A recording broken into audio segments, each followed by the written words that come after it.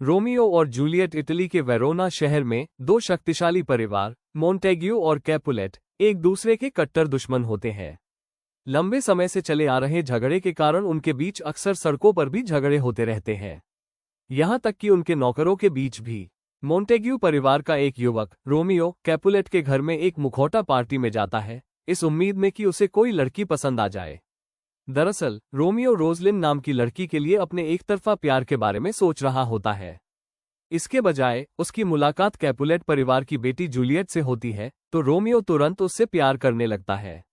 वे अगले ही दिन शादी करने का फैसला कर लेते हैं।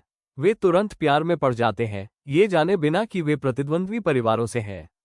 उनके अलग होने के बाद रोमियो को उसकी नस से पता चलता है कि जूलियट कैपुलेट परिवार से है, और जूलियट को बाद में पता चलता है कि रोमियो मोंटेग्यू परिवार से है।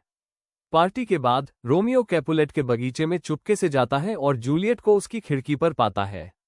वे एक दूसरे के लिए अपने प्यार का इजहार करते हैं और चुपके से शादी करने का फैसला करते हैं। फ्रायर लॉरेंस की मदद से दोनों प्रेमी अगले ही दिन चुपके से शादी कर लेते हैं। हालांकि जल्द ही त्रासदी घटित होती है। रोमियो के दोस्त मर्कुटियो की जूलियट के चचेरे भाई टाइबाल्ट द्वारा सड़क पर हुई लड़ाई में हत्या कर दी जाती है। गुस्से में आकर रोमियो टाइबाल्ट को मार डालता है और राजकुमार उसे वेरोना से निर्वासित कर देता है। जूलियट के माता पिता उसकी शादी से अनजान पेरिस नाम के एक व्यक्ति से उसकी शादी तय कर देते हैं। पेरिस फ्रायर लॉरेंस से आने वाली शादी के बारे में बात कर रहा था, तभी जूलियट वहां आ जाती है।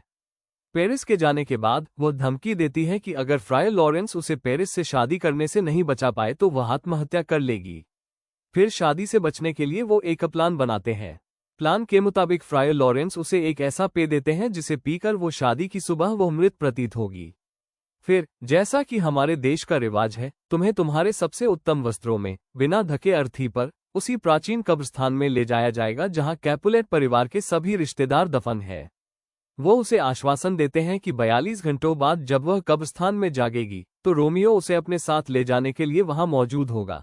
फ्रायर ये प्लान समझाते हुए एक संदेश रोमियो को भेजता है, लेकिन वह संदेश उस तक कभी नहीं पहुंचता।